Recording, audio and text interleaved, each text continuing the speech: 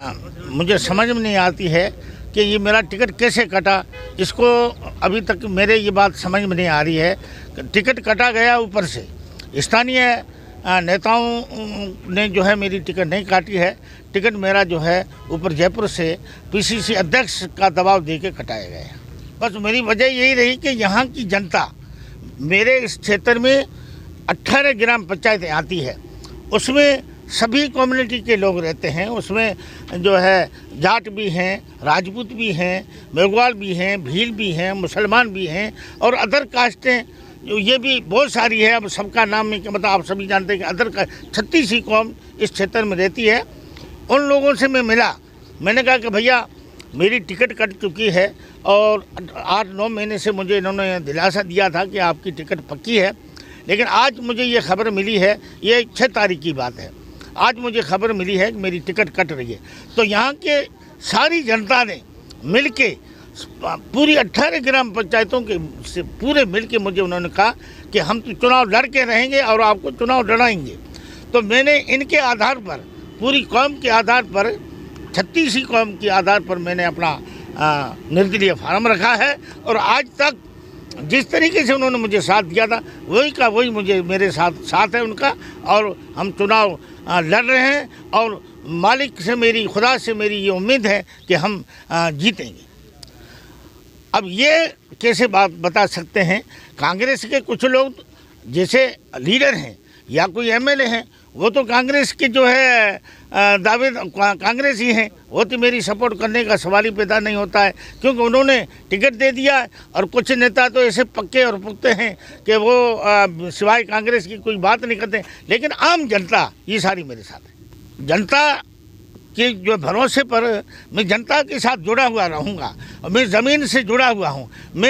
मैं हमेशा ये तो अभी चुनाव लड़ रहे हैं, इससे पहले मैं इसी सीट पर चुनाव लड़ा था, मैं विजय हुआ था।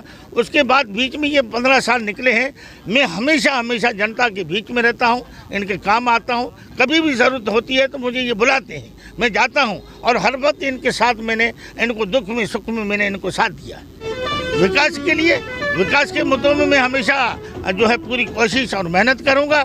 और मैं सबसे पहले मेरा मुद्दा यही रहेगा कि शिक्षा में हम मुस्लिम भी पीछे हैं और भी पिछड़े हुए लोग जो हैं वो शिक्षा में पीछे हैं, तो मैं शिक्षा के लिए काम करूँगा। क्यों कि मैं इसी में जुड़ा हुआ हूँ। मैंने एक प्राइवेट संस्था खोल रखी है, मेरी प्राइवेट एक स्कूल चल रही है, उसमें 200 बच्चे अभी भी जो है तालीम हासिल कर रहे हैं। अभी इस वक्त लॉकडाउन की वजह से ये बंद है स्कूलें, लेकिन ये खुलने के बाद फिर जो है वापस मेरा वो कार्यक्रम शुरू होगा।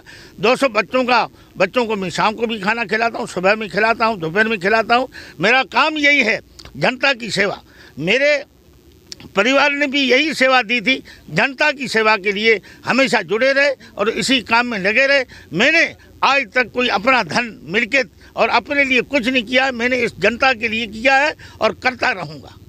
मैं मेरे बलबूते पर नहीं लड़ रहा हूँ, मैं इस जनता के बलबूते पर लड़ रहा हूँ। सारी जनता, मैं अगर एक सिर्फ मुस्लिम अगर होते तो मैं समझता, लोग भी समझते थे ये मुसलमान। मेरे साथ 36 कौम जुड़ी हुई है, मेरे साथ मुस्लिम जुड़े हुए हैं, राजपूत जुड़े हुए हैं, चौधरी जुड़े हुए हैं, मेघवाल जुड़े हुए हैं, भील जुड़े हुए हैं, बालट जुड़े हुए हैं, रबारी जुड़े हुए हैं, सोनारे जुड़े हुए हैं, सुधार जुड़े हुए हैं और जितनी छोटी अदर कास्टें हैं, जोगी जुड़े हुए हैं मेरे साथ। जोगी यहाँ पर जिनको नाथ बोलते हैं वो थोड़े रहते हैं, वो भी आज मेरी गाड़ी निकलती है दौड़ के आते हैं कि बा कहाँ जा रहे हो, बा कहाँ जा रहे हो, हम आपको वोट दे रहे हैं, आपको विजय बनाएंगे। मुझे खुशी हो रही है कि जबकि जोगी चलने वाली एक नाथ कौम है, गरीब कौम है, अपना डेरा बिस्तर जो है अपना जो है लेके हमेशा चलते रहते हैं, लेकिन गाड़ी देखते हैं तो दौड़ के आते हैं। तब मैं ये समझता हूँ कि वास्तव में मेरे साथ अन्याय हुआ है और ये अन्याय को जो है ख़त्म करना चाहते हैं, ये न्याय दिलाना चाहते हैं जनता। सबसे पहले हमारा मुद्दा है शिक्षा के संबंध में।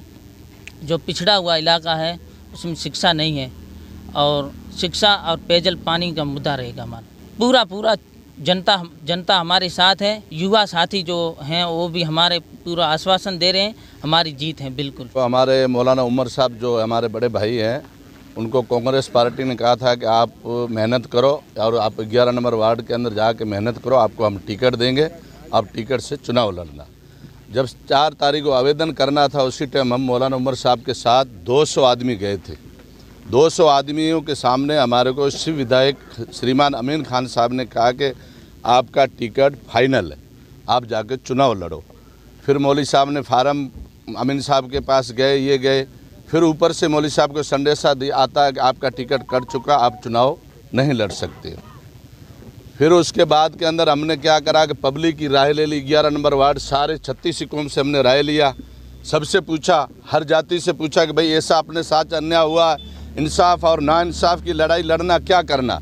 जब 36 कौम ने हमें कहा कि आप निर्दलीय उम्मीदवार लड़ो, हम आपके साथ हैं और डक्के की चोट आपको हम जीताएंगे और विजय हमारी ही होगी, जिसमें कोई शक नहीं। आप भी देख रहे हो, ये सैकड़ों पब्लिक खड़ी है और निर्दलीय उम्मीदवार हमारा जीतेगा। इतने के बाद के अंदर ये 11 नंबर वार्ड के जो मेन मुखी हर 50 के 2-2, 4-4 आदमियों को हम बुलाएंगे और उनकी राय और मशवरा लेंगे कि भाई आप बोलो कांग्रेस में जावे, बीजेपी में जावे, किसी के इसी 11 नंबर वार्ड की जनसंख्या से, पब्लिक के मशवरे से, ये पब्लिक जिसको चाहेगी उसको मौलाना उमर साहब वोट करेंगे।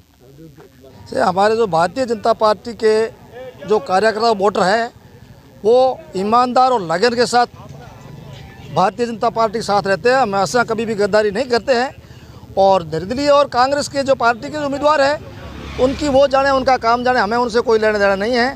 भारतीय जनता पार्टी की 11 नंबर से 100% जीत पक्की है।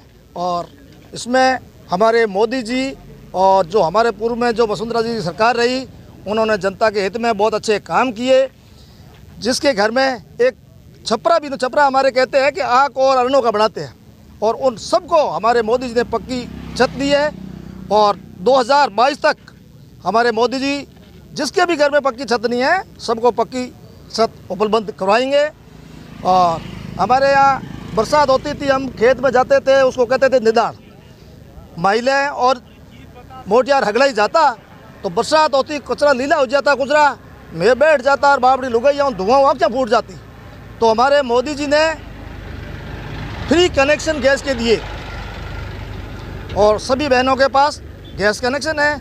अभी जैसे आपदा आके पड़ गई चाइना की वजह से अपने ऊपर, तो उसमें भी मोदी जी ने बहुत प्रयत्न किया। जो प्रवासी लोग गए हुए थे, उन सबको वापस घर बुलाया, सबको अनाज बांटा। और जो गरीब तबका यहाँ रहता था, उसको बैंक का दरवाज़ा भी कभी नहीं देखा था, और बैंक जाते तो उसको गरीब को कहते हैं कि दूर रहो भाई, आपके तो जूते भी फटे हुए हैं। तो मोदी जी ने 0 बैलेंस में खाते खुलवाए, और लोगों को ये भी पता नहीं है कि हमारे खाते में कितने पैसे हैं। 2 साल 3 साल बाद देखा, अरे मेरे खाते में तो 50,000 रुपये पड़े हैं। तो हमारे तो भारतीय जनता पार्टी ने जो कार्य किए जनता के, और हमारे निष्ठावान कार्यकर्ताओं की जीत निश्चित। हमारी विकास के मुद्दे पे है, हम विकास के साथ हैं। लाइट हो, पानी हो, कुछ भी हो, हम तो विकास का मुद्दा हमारा, सबका साथ सबका विकास। मुस्लिम भाई मेरे मित्र हैं, ठीक है नहीं, वो वहाँ हमारे को कोई नुकसान, हमारे जो बीजेपी कार्यकर्ता वो बीजेपी को देंगे, चाहे निर्दलीय हो, चाहे कांग्रेस हो, चाहे आरएलपी हो, कोई भी हो। 20 सालों से भारतीय जनता पार्टी का कार्यकर्ता हूँ और कर्मठ और योग्यता से मेरी इच्छा के अनुसार मैं कार्य करता हूँ। मैं किसी पद का और ये लालची नहीं हूँ।